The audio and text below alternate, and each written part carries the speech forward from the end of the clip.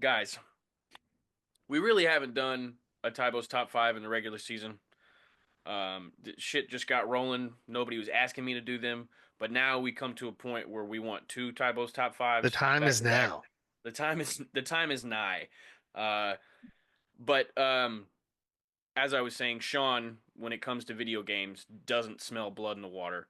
But my top five Dude, for you this suck. Chief show, all of these guys definitely smell blood in the water because it was their freaking job. I'm giving you TyBo's top five linebacker duos in NFL history, and I'm starting it off with a bang, Oh, an honorable mention let's to go. dogs out of Honorable Chiefs mention. Kingdom from way back in the day, Bobby Bell and Willie Lanier. Shout Bobby out. Bell got a ring for us. Hank Stram, Lenny Dawson, Bobby Bell was right there. Willie Lanier joined him in like 1974, and then they played quite some time together after that until Bobby Bell retired. Um, but both are enshrined in our Ring of Honor. Um, they both might be in the Hall of Fame. I'll double check that at some point after this top five and get back to you. Here, Um, keep going. I'll look for it. okay, I know Bobby I Bell got is. I'm Willie. not sure if Willie Lanier is or not, but they are staple names in Chiefs history. Bobby Bell being a huge reason why we won our first Super Bowl. Um, and Willie sadly enough, Lanier, yes, class of 1986. so both in the Hall of Fame. But sadly enough, they're only honorable mention on this list because the top five go stupid. Number five. They played 3 years together in San Francisco in the early 2010s. I've got Patrick Willis and Navarro Bowman. Um, Dogs. their tackle rate for the 3 years that they were together is absolutely ridiculous. They're technically number two on the list in like tackles per season combined. Um, where they don't excel compared to some of the other linebackers on this list is sacks and interceptions. Willis and Navarro Bowman literally covered the entire field while they played for the 49ers, and they were just smacking people. They weren't making a whole lot of plays in the coverage game, but they were fast and they could hit hard. Number five on the They would list. have played for free today. There's a lot of rules that are rules because Yeah, of them and the Steelers teams from that time. yeah. So, and also, I do want to give a slight modifier caveat here. I did not want edge rushers on the list. I wanted linebackers out of a 4-3 system or two inside linebackers, like a true linebacking duo, not an inside linebacker and an edge rusher type of thing. Hmm. So there's no Derek Thomas, there's no Lawrence Taylor. Yeah, I know, and Okay? I hate that because like isn't like TJ Watt listed as like a linebacker technically? I believe so, something like Yeah. that. It drives Yeah. me insane. So these are like true linebacking duos, not real, not pass rushers. So my number four on the list. Um, Anybody heard of the freaking Steel Curtain? Jack Ham and Jack Lambert, um, playing for the Steelers, Fearsome. late 70s, early 80s. Um, they were two completely opposite types of players. Jack Lambert was was undersized, but he was the guy that was going to get his nose down in the nitty gritty and hit somebody. Like he had a ferocity about him, and people, if you, they had some killers on the D line, and if you were an offensive lineman that like scraped past the D lineman or whatever, like you were getting busted up by Jack Lambert, and then he was making the tackle. Um, Jack Ham on the other side of that was one of the first linebackers that could really cover receivers.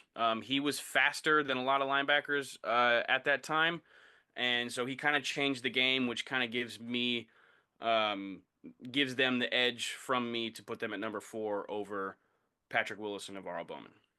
Yeah, do you remember how Jack Lambert got signed to the Steelers? I didn't dig that up. No. Well, he showed up to, I believe, one of the practices, and they were practicing on asphalt that day. He went all out tackling everybody. He got scrapes all over his body. Owner came out and said, "Who's that guy? We need him on our team." Who's that dude? Who's Because he that was that psycho? dude. He. I mean, he just had the nasty aura about him. Like people, he had a reputation. Number three, speaking of another guy with a reputation, this duo got a Super Bowl ring the first year Wilbur Marshall joined Mike Singletary. The 85 Bears, that defense was absolutely insane, and it was led by these two. There's a lot of old Bears fans out there. Hopefully, if they hear this, they're going to give me props for shouting out Wilbur Marshall, because there's a lot of articles and shit online that say he should be in the Pro Football Hall of Fame. He has like more sacks than Derek Brooks. He's got more INTs than somebody out there. Like he's got the stats to back up a Hall of Fame career, but they didn't put him in. If But you don't know Mike who Mike Singletary, Singletary is, look up his hit against Eric Dickerson in like a playoff game. I think it was 1985 I too. that video was somewhere along when I was trying to look up stats. I was The trying to do like sound. Oh, the tackle Mhm. rates per season and everything, and Mike Singletary and Wilbur Marshall didn't necessarily have the most tackles per season, even compared to Navarro Bowman and Patrick Willis, but they went off when it came to sacks, and Wilbur Marshall had a shit ton of picks for a linebacker. hmm So he added an extra element to their defense, while Mike Singletary was the traditional middle linebacker. They modeled middle linebackers after this man uh, on that Bears defense. So Also, he had the beady eyes. He had the scary ass eyes, intimidation factor for sure with Mike Singletary as well, and as well as Marshall too. Just being a large, terrifying human being. So yeah, yeah, that's a good three. Moving on. and sadly enough, those two only played 3 years together. I know. Um, Number two, this linebacking duo played together for, hang on a second, 10 years. They played together for 10 years. And I mean, before my number one duo came along, this would have been the de facto number one, because these two were it. Brian Urlacher, Lance Briggs. Brian Oh Urlacher yeah. and freaking Lance Briggs, I mean, they were in the same conversation as Ray Lewis while they were playing, right? Ray Oh Lewis didn't man. necessarily have, like, he had Terrell Suggs who was good on the line or off the edge, but Ray Lewis didn't necessarily have somebody standing next to him as an outside linebacker off the line of scrimmage. He was doing a lot of the roaming the middle of the field himself. Well, Brian Urlacher and Lance Briggs could split that up and just make plays all over the field. Their tackle rate and sack rate are up there with the best of this list. And to be able to do that for 10 whole seasons together is absolutely amazing.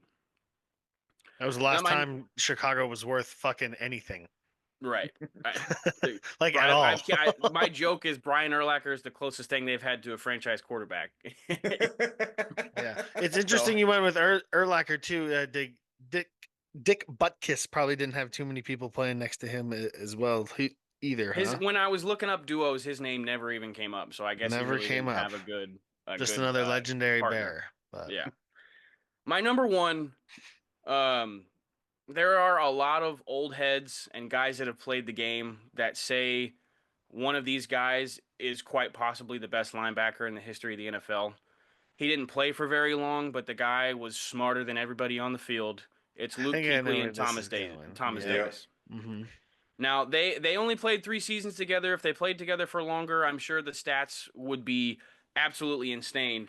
But those 3 years together, they averaged combined 273 and a half tackles per season, Holy shit. which blows away literally everybody else on this list. What And years then were you they? add What in years were those? um I I don't know. Oh Oh, shit, no, they played 6 years together, not 3. I got mixed up. They played 6 Deshaun years together. Foster was also probably on that defense, one of those defenses. But as well. anyways, even through UCLA coach. the 6 years that they played together, they averaged 273 tackles per season between the two of them. And as I said, it blows everybody else on this list away. And then you add in the ability that Luke Kuechly had in the passing game, coverage game, 26 interceptions between the two of them for over 6 years. So, and majority of those being Luke Kuechly. But with Luke Kuechly almost being the de facto best linebacker in NFL history, it's hard not to put this duo at number one. And I'm sick and tired of the Thomas Davis hate, because outside of being overshadowed by Luke Kuechly, he's like probably, in my opinion, he's on the all 2010s list for defense. You have to put him next to Interesting. Luke Kuechly. It's a Interesting. deadly duo right there. It is a deadly duo. It is. And It what's is. what's crazy is like they were both. I mean, so was Navarro Bowman and Patrick Willis, but Thomas Davis had gunner speed. He would line up on punt team and go chase the punt returner. That's how fast he was, and that part of his game gets slept on a lot.